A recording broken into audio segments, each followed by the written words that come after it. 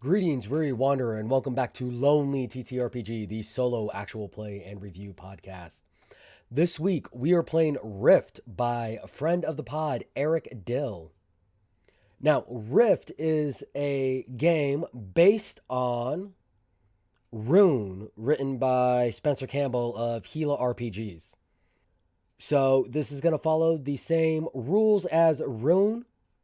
To get the full experience of this game, you will need to get the Rune core set.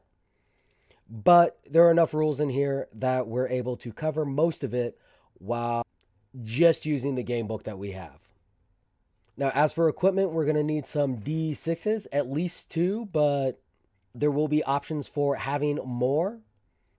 And you're going to need a 4x4 grid for combat encounters. Now, one is provided in the back of the game book, so you have that going for you. The Galaxies and Rifts.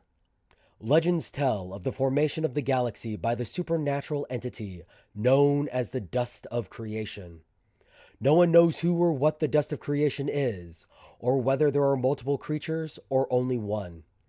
As time passed, the denizens of the galaxy learned to take the residual energy present around strange spatial anomalies, rifts, and compress them into cores of immense power.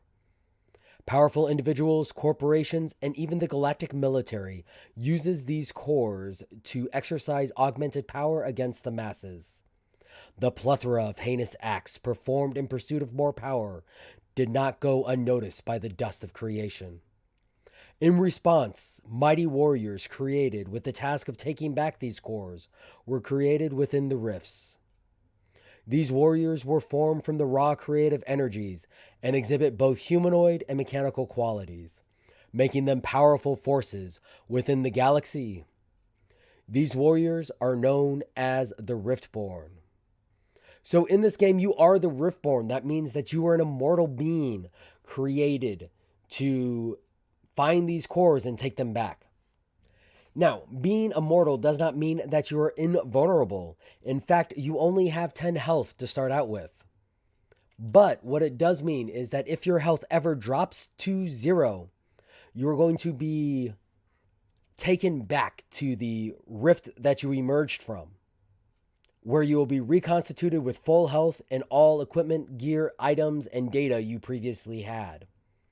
Now, of course, getting destabilized in this way is going to have an effect, and any fight that you've managed to succeed, except against unique enemies, is going to be reset every time you get destabilized. So what that means is as you're bebopping around the map, if you go through 3 fights and on the 3rd fight you fall and become destabilized, all 3 of those fights are going to reset and you're going to have to redo them.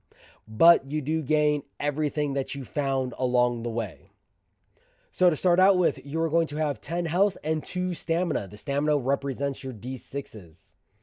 When you take damage, you're going to reduce your health until you get to 0, at which point you destabilize. In addition, you're going to start out with 2 starting weapons or spells. Any combination. You can have 2 weapons, 2 spells, 1 weapon, 1 spell, however you want to do it. You're also going to have 1 piece of gear and 1 core. Now, this game does not have a max limit for items you can carry, but you can only equip 2 weapons, 1 gear, and 1 core at a time. Now, throughout the gameplay, you can swap a lot of this stuff out during the game. However, you cannot do it mid-combat. So what you got rolling into combat is what you got. For playing the game, this is a Souls-like game, both in the sense that you're going to die and be reborn, but also in the sense that there is no concrete story.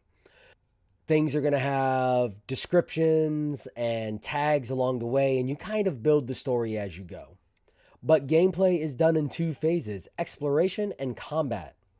Exploration involves moving from point to point on the mission map, gaining data, information, etc. And then combat, you're going to switch to your 4x4 grid and conduct that. So this is a point crawl. So for exploration, you start out at your starting point And that point will indicate what other points you can get to from there.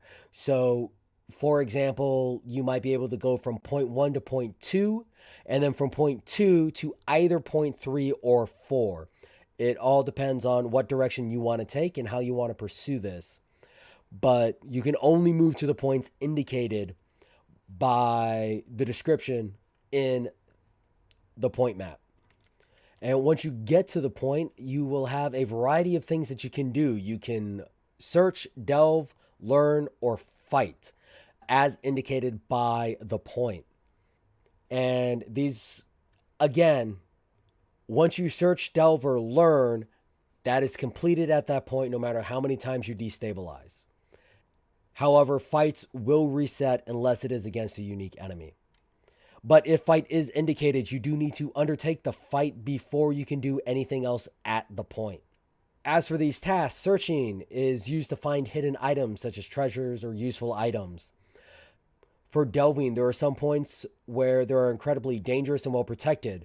Delves typically require something from the Riftborn to enable an undertaking, such as so many points of data or world events who have happened. But they do have secrets, items, or equipment once the delve is complete. Learning allows you to increase your knowledge and therefore data. And then, of course, fighting is undergoing combat, moving to your 4x4 grid and dealing with the enemies present. The Unsealed Rift is that special location on every map where you begin your journey and where you can go back to either regain health or when you've been destabilized. You can return to the rift at any point to rest and regain health. But again, this is going to reset any of your fights. Now, some rifts are going to have a rift clock, and that's going to have special triggers. So whenever you do so many things, you're going to add ticks on your clock. And then when your clock gets to a certain point, that's going to trigger certain world events. For combat, once you enter combat, first you will set up your 4x4 grid.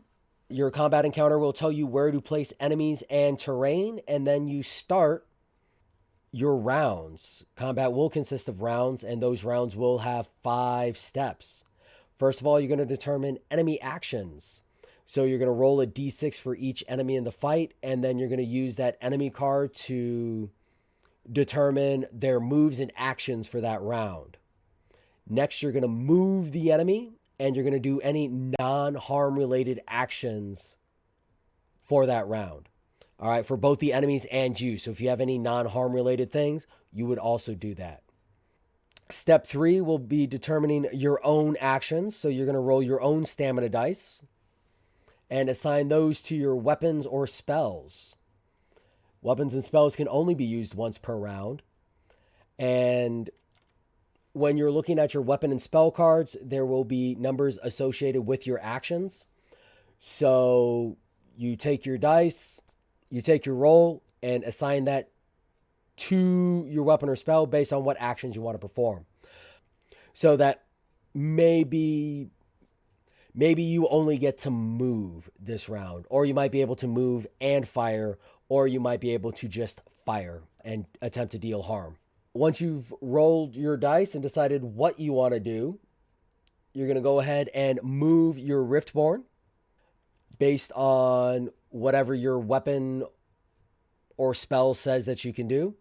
And then you're going to resolve any harm that everybody else would have done.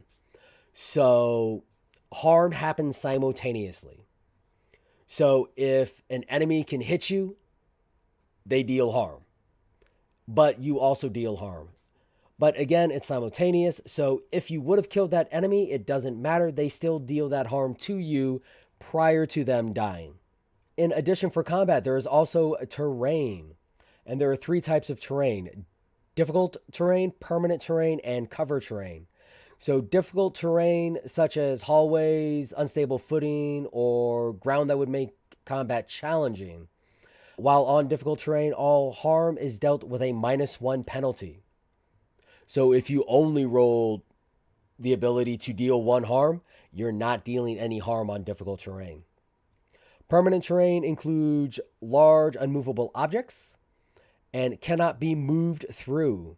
And then cover terrain is any kind of destructible terrain that a character can hide behind. Cover has a durability of 4 and prevents damage up to that number. Once cover has reached 0 durability, it breaks and becomes difficult terrain. Now, there are certain effects like pierce that can penetrate cover.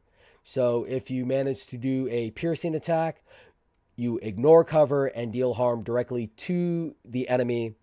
However, normally you have to either avoid the cover or break the cover before you can deal that harm. Now, as for equipment, again, there are 3 types of equipment: weapons, including spells, gears, and core. Weapons are how you deal harm. It's what allows you to move and how you deal harm. There are cards for each weapon in the game. So you equip that weapon or spell, you roll your stamina dice, and whatever the roll is determines what you can do for that round. Gear is an item that aids you in your mission, and gear can only be used when certain conditions are met. Now, some gear can be used anytime the condition is met, but some gear, like the shield generator, can only be used once per combat. So make sure that you're paying attention to that as you're selecting your gear. Then you have your rift cores, where as you take on more areas and you defeat unique enemies, you have a chance to find the core warden, and defeating them will allow you to gain their core. Each core is different and provide its own unique bonuses as indicated on the card. Now, when you use the core, it is not consumed, but you won't be able to use it again, especially if it has a special thing, until you enter the rift and get it recharged. And then, of course, there are consumable items throughout your adventure. You're going to find certain items like stim packs, med packs, that sort of thing. Those are one-time use items that once you use them, they are done. And these items do not travel with you. So if you move from your current exploration area to a new area, then that item now goes away and you have to find new ones at the new location. Of course, once you have gained the core, you have completed everything you need to complete at that location. You can enter the rift and go to a new location. When traveling through the rift, you're going to reset your Riftborn. So reset your health and stamina back to their max values of 10 and 2. Data becomes 0. Again, consumables are destroyed by the dust of creation, but your cores are refreshed. And you can also change any equipment that you want at that point. If you do leave an area before defeating the core warden, any tasks that you have completed in that area stay completed, with the exception of fights. Just like becoming destabilized, those fights are going to reset. And a slight correction on the cores before we dive on into this. With the cores, some of the cores are going to provide lasting abilities. Some of the cores are going to provide like one-off type abilities. Just make sure you read what the core says. It looks like most of the cores in this, especially the starting cores, just provide upfront lasting abilities to help augment and improve your Riftborn. But with that, we're going to go ahead and transition into our gameplay. So, I have started out with the ballistic pistol, blast, the shield generator, and the meteoric iron core. So, the ballistic pistol has a range of adjacent and 2, meaning I can attack anybody next to me or 2 squares away from me. Note with the ranges in this game, if it says range 2, that means you have to be 2 squares away. So these ranges are exact. There is no up to. There is, if it says 2 to 3, they have to be 2 to 3 spaces away for you to hit them. So ballistic pistol, I have adjacent and range 2, but if I roll a 6, I can also use pierce. For blast, that is a spell that will allow me to knock back enemies. So I can push enemies away from me up to 2 spaces at the best one. And if I push them into any type of terrain, I will also deal harm when I do that. And then for the gear, I chose a shield generator, which means if I get below half health, once per encounter, I can activate a 4 health shield to take on incoming damage. So basically, I've increased my health to 14, but only once I get below half health. So if I get below 5, so if I get to 4 health or lower, I can activate my shield generator, get 4 free health, and I will have that throughout the run. So every encounter, I can just reactivate that and increase my available health, allowing me to push on further. And then for my core, I chose Meteoric Iron, which increases damage dealt by weapons by 1. So my ballistic pistol is now doing more damage per round. So to start off, we exit the unsealed rift and find ourselves in the back of a hangar of a ship. With only one place to go, we enter the hangar proper. So entering the hangar, we have 2 things we can do. We can fight and we can search. So first of all, we have to fight. So let us enter our combat mode. Now with this fight, we have 2 Marines and 1 Marine Lieutenant. The Marine Lieutenant is unique, so we will not have to face him again if we beat him. Or her. Or them. But, again, combat's in a 4x4 grid. To denote where things are on the grid, there is a grid reference system of A, B, C, D, and 1, 2, 3, 4. So your columns are your letters, your rows are your numbers. So we have a Marine at A2, we have a Marine at B2, we have a Marine Lieutenant at A3, we have cover terrain at B3, C2, and D2. And then we are starting at D4. All right, so first things first, we need to roll for what our enemies are doing. So that's going to be 3d6 for 1d6 per enemy. And we're just going to go straight down the line. We got a 1, a 3, and a 6. That's annoying. That means that our Marine Lieutenant got the best one. So for the Marines, with a 1 and a 3, they both get to move 1. So we're going to move our Marine from B2 to C2 so that they can get behind cover. And then from A2 to B2. So we have 1 Marine behind cover, 1 Marine getting ready to move up on us. The other Marine, the Marine Lieutenant, got a 6. So they don't get to move. But if I get right up next to them, they will deal 2 harm and knockback. So that is no good for us. And then a note on the movement. You can only move left, right, up, or down. You cannot move diagonal. So now it is our turn. We are going to roll 2d6 for ourselves. And we got 2 and 4. So with that 2 and that 4, we can move 2. We can actually move up to 4 total. A 4 for the ballistic pistol will let us move 1, harm 1.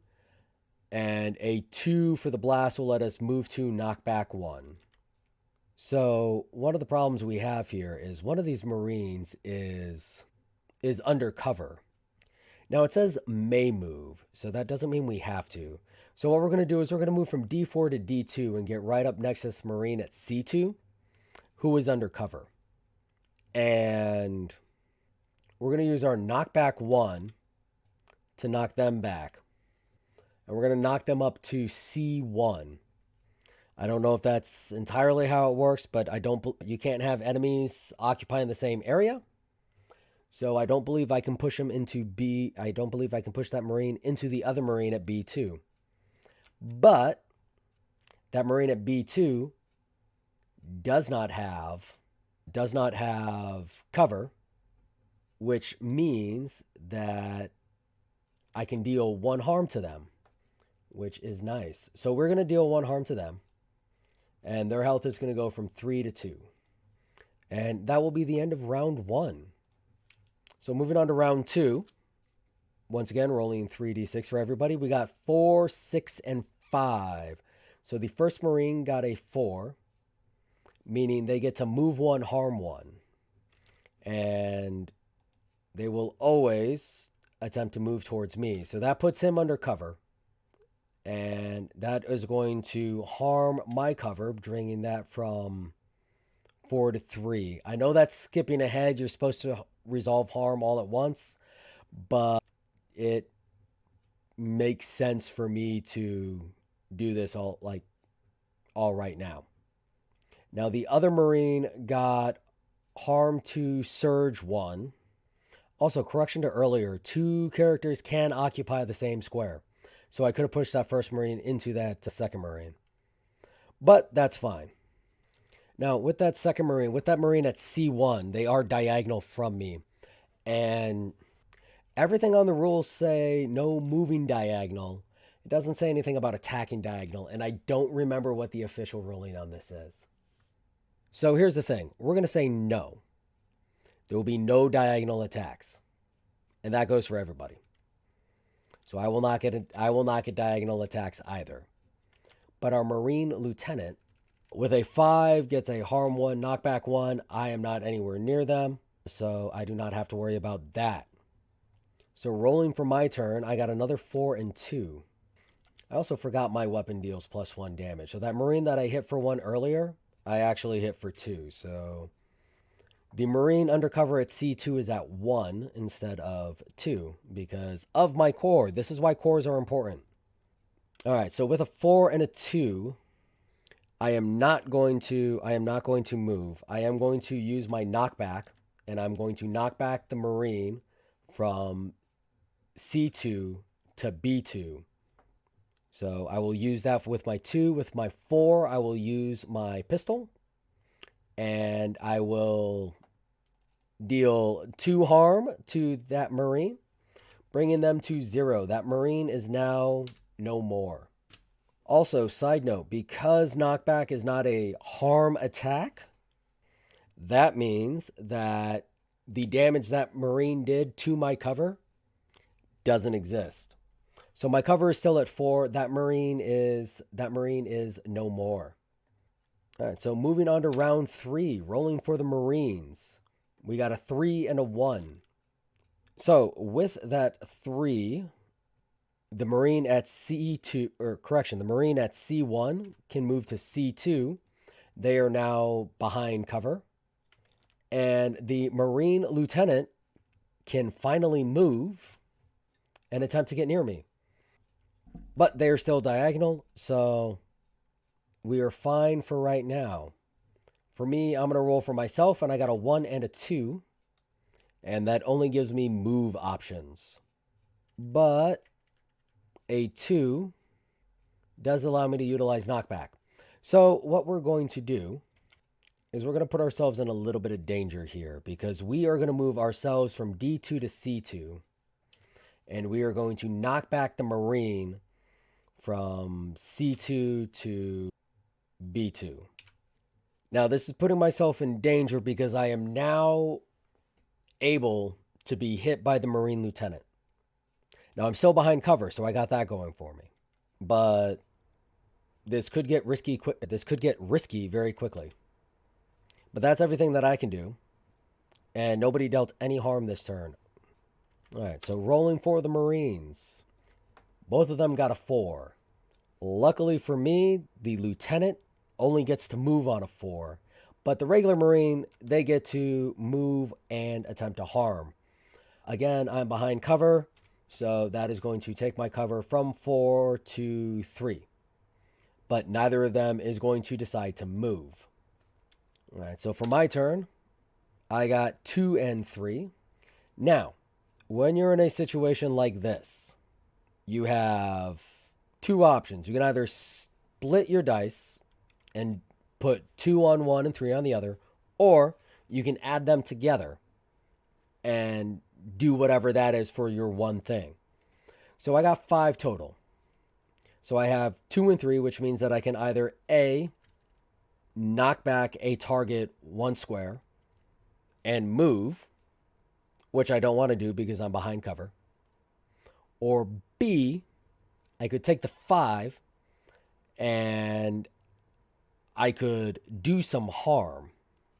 Now, with knockback, it says if a target would enter terrain, deal 1 harm as well.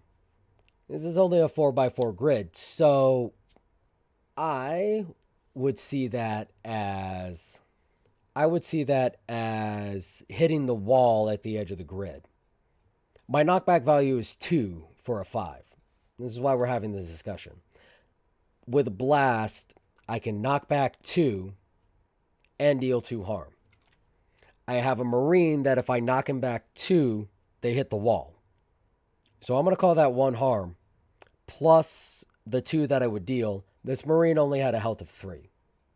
So that Marine is no more. I am left with only my Marine Lieutenant, who will now roll their turn. They got a 2, which means they can only move. We're going to roll our 2d6. They're not going to move. They're going to stay where they're at. And once again, I got a 2 and a 3 for a total of 5. So we're going to do the same trick on this guy. We're going to knock them back into the wall. So they're going from C3 to C4 into the wall. They take 1 harm from that, 2 harm from the knockback attack. And that takes them down 3. So they went from 5 to 2. And that ends the round. Which was very good that I knocked them back because they rolled a 5, which is a harm 1, knockback 1. But they have to be adjacent. They have no move, which means that they are raging impotently against the machine. Meanwhile, I just got double 5s, which means I can move 1, harm 1, and I can do a harm 2, knockback. All right, so non-harm actions occur after enemy movement. My move actions do not occur until after that. So nobody gets any knockback. Nobody will get any knockback. We don't have to worry about any of that. However, here's the thing. If I move up and kill this person, because I don't have to do that. My blaster has range. Yeah, my ballistic pistol has a range of 2. They are 2 away. That 5 allows me to do 1 harm, but with my core, I do 2 harm. So long, Marine Lieutenant. And with that, Area 2, the hangar, is cleared. All right, so now what I can do is I can also search. And we are going to do that. So we're going to roll 1d6 on the search and see what we find. We got a 2, which means a battle sim, plus 1 harm for 1 fight. Outstanding. So Area 2 is now complete. So from the hangar, I can either travel along a corridor to the open barracks, or a locked elevator will take me down to level 4. But instead, that is what we're going to call it. So that is Rift by Eric Dill. So this is a fun game. So I like the rune system. It's a good way to deal with point crawls in combat. I really like the combat in this. I really like the point crawl. What Eric brought to this was Rune was built around a dark fantasy genre. Eric definitely made this sci-fi, and he did a great job with turning this into a sci-fi game. Now, with that, one of the limitations of Rune is it is very young, and as it stands right now, there is not any real random procedural generation for these areas. Like, this all has to be crafted. And like I said, Eric did a good job with crafting this encounter. I like everything that I see in Rift. I wish there was more. Because there's only the one setting so far. There is only the one ship so far, the one mission. And I got it. It is a solo developer working on their own. And, you only have so much time. I know how that is. I too am a solo developer working on my own for a lot of my games. And there's only so much time, especially when you have a full-time job, especially when you have a family, which, Eric has all of that. So, what I would love to see is I would love to see Eric continue to develop out this system and to continue to build missions for this. And that will definitely make this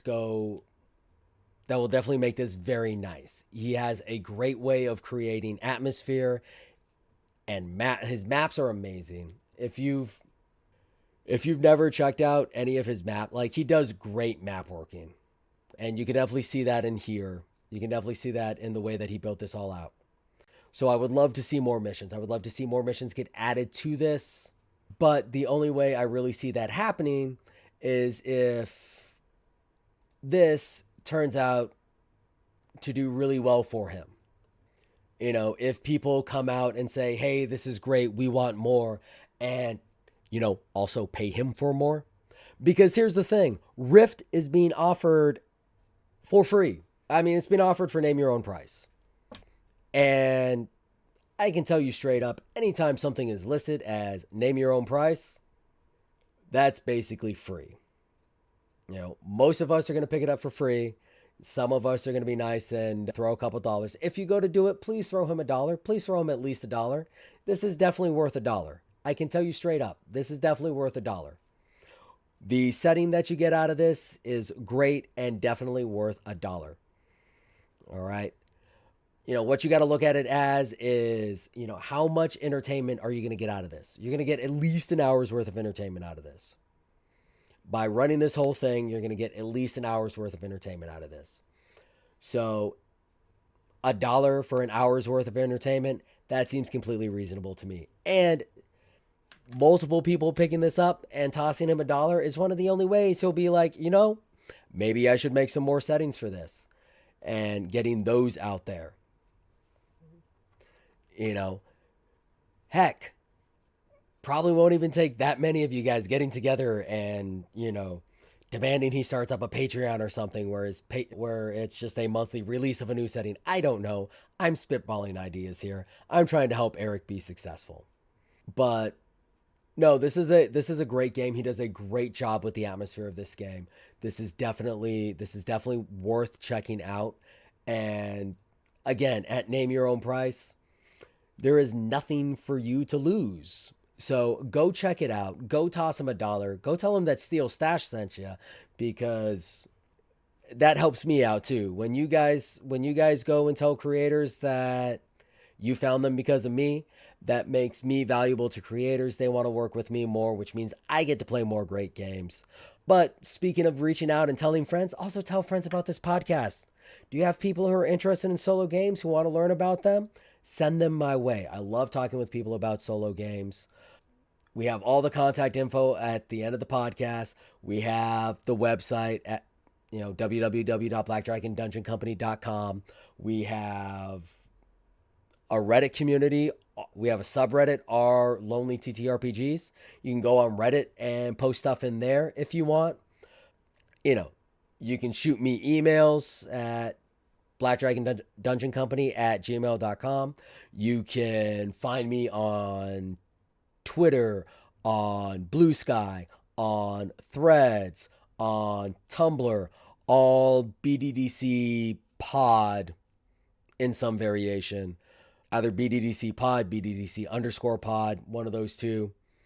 All right, you can find me at all those places just like that.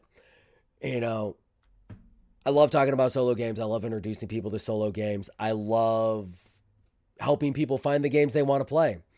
And again, we have a lot of recommendations based off of how long we've been doing this. Sending your friends to these shows if you think they might be interested in something. Again, point them in one of our podcasts. See if it's interesting to them. If they have more questions, tell them to hit us up. But that's enough begging on my end.